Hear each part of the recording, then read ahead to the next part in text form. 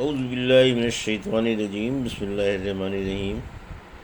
الحمد للہ رب العالمین، والصلاة والسلام علی سید المرسلین وخاتم النبیین، اما بعد۔ صحیح بخاری، باب کتاب السحو، حدیث نمبر 1232، اردو ترجمہ۔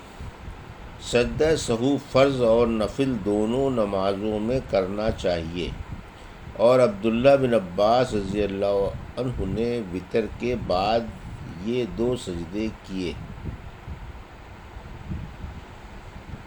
ہم سے عبداللہ بن یوسف تنیسی نے بیان کیا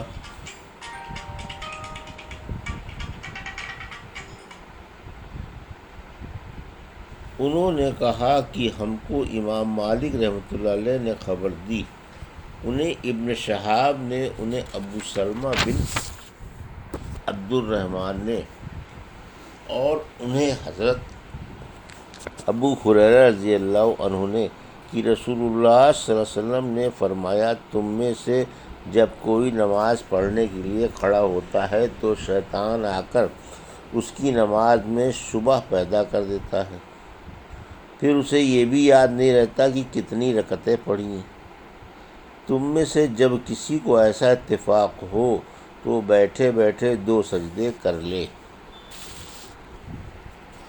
حدیث نمبر 1233۔ اگر نمازی سے کوئی بات کرے اور وہ سن کر ہاتھ کے اشارے سے جواب دے تو نماز فاسد نہ ہوگی۔ ہم سے یحییٰ بن سلیمان نے بیان کیا، کہا کہ مجھ سے عبداللہ بن وہب نے بیان کیا، کہا کہ مجھے عمرو بن حارث نے خبر دی، انہیں بکیر نے، انہیں قریب نے، کہ ابن عباس، مسعود بن مخرمہ اور عبد الرحمن بن ازہر رضی اللہ عنہ نے انہیں حضرت عائشہ رضی اللہ عنہا کی خدمت میں بھیجا اور کہا، حضرت عائشہ رضی اللہ عنہا سے ہم سب کا سلام کہنا اور اس کے بعد عصر کے بعد کی 2 رکعتوں کے بارے میں دریافت کرنا۔ انہیں یہ بھی بتا دینا کہ ہمیں خبر ہوئی ہے کہ آپ یہ 2 رکعتیں پڑھتی ہیں، حالانکہ ہمیں حضرت صلی اللہ علیہ وسلم سے یہ حدیث پہنچی ہے کہ نبی کریم صلی اللہ علیہ وسلم نے ان 2 رکعتوں سے منع کیا ہے۔ اور ابن عباس نے کہا کہ میں نے عمر بن خطاب رضی اللہ عنہ کے ساتھ ان رکعتوں کے پڑھنے پر لوگوں کو مارا بھی تھا۔ قریب نے بیان کیا کہ میں حضرت عائشہ صدیقہ رضی اللہ عنہا کی خدمت میں حاضر ہوا اور پیغام پہنچایا۔ اس کا جواب آپ نے یہ دیا کہ ام سلمہ رضی اللہ عنہا سے اس کے متعلق دریافت کر۔ چنانچہ میں ان حضرات کی خدمت میں واپس ہوا اور حضرت عائشہ رضی اللہ عنہا کی گفتگو نقل کر دی۔ انہوں نے مجھے ام سلمہ کی خدمت میں بھیجا، انہی پیغامات کے ساتھ جن کے ساتھ حضرت عائشہ رضی اللہ عنہا کے یہاں بھیجا تھا۔ حضرت ام سلمہ نے یہ جواب دیا کہ میں نے نبی کریم صلی اللہ علیہ وسلم سے سنا کہ آپ عصر کے بعد نماز پڑھنے سے روکتے تھے، لیکن ایک دن میں نے دیکھا کہ عصر کے بعد آپ صلی اللہ علیہ وسلم خود یہ 2 رکعتیں پڑھ رہے ہیں۔ اس کے بعد آپ صلی اللہ علیہ وسلم میرے گھر تشریف لائے، میرے پاس انصار کے قبیلے بنو حرام کی چند عورتیں بیٹھی ہوئی تھیں، اس لیے میں نے ایک باندی کو آپ کی خدمت میں بھیجا۔ میں نے اس سے کہہ دیا کہ وہ آپ کے بازو میں ہو کر یہ پوچھے کہ ام سلمہ کہتی ہیں کہ یا رسول اللہ، آپ تو ان 2 رکعتوں سے منع کیا کرتے تھے، حالانکہ میں دیکھ رہی ہوں کہ آپ خود انہیں پڑھتے ہیں۔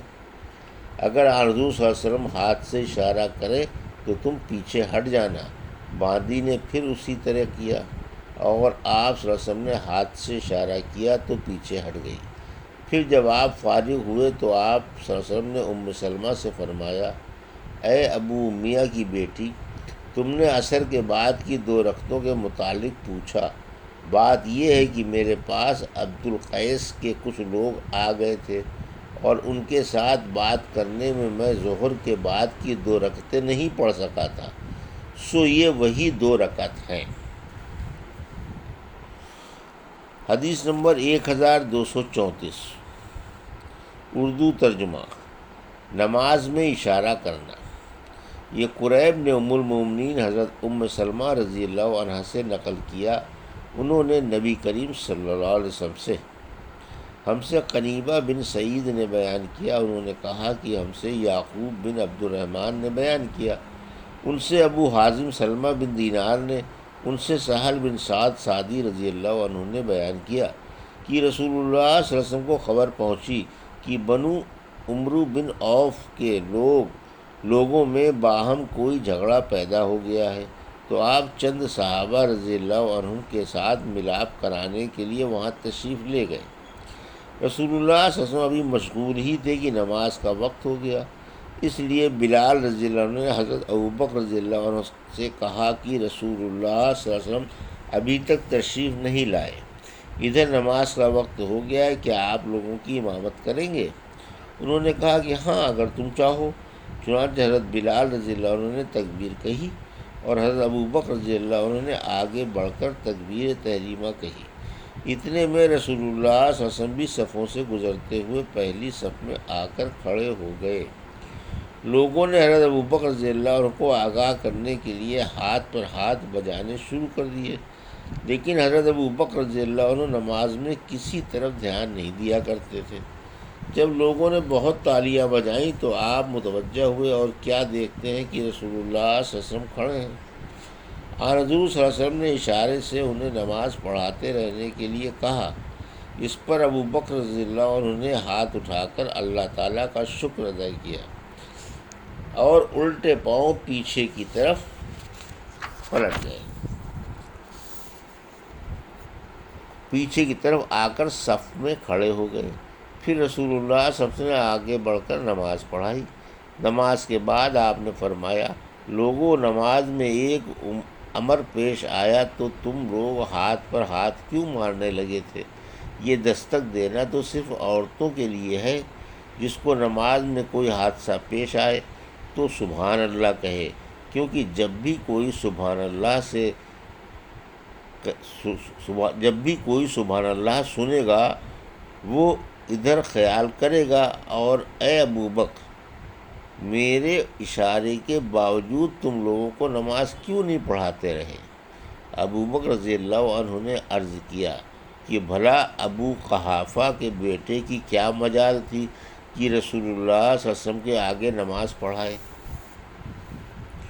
حدیث نمبر 1235۔ اردو ترجمہ: ہم سے یحییٰ بن سلیمان نے بیان کیا، کہا کہ مجھ سے عبداللہ بن وہب نے بیان کیا، ان سے سفیان سوری نے، ان سے حشام بن عروہ نے، ان سے فاطمہ بنت منظر نے، اور ان سے اسماء بنت ابی بکر رضی اللہ عنہا نے بیان کیا کہ میں حضرت عائشہ رضی اللہ عنہا کے پاس گئی، اس وقت وہ کھڑی نماز پڑھ رہی تھیں، لوگ بھی کھڑے نماز پڑھ رہے تھے۔ میں نے پوچھا کہ کیا بات ہوئی، تو انہوں نے سر سے آسمان کی طرف اشارہ کیا۔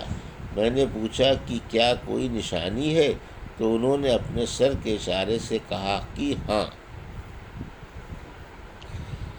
حدیث نمبر 1236۔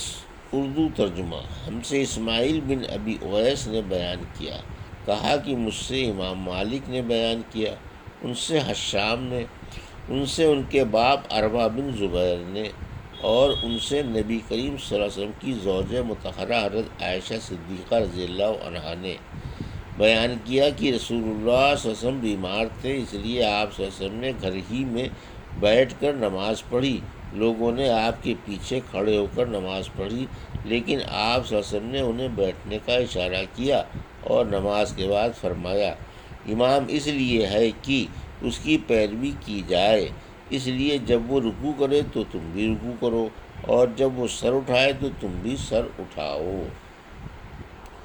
یہ تھی صحیح بخاری باب کتاب السحو کی حدیث نمبر 1232 سے 1236 کا اردو ترجمہ جو ابھی آپ نے سماعت فرمایا۔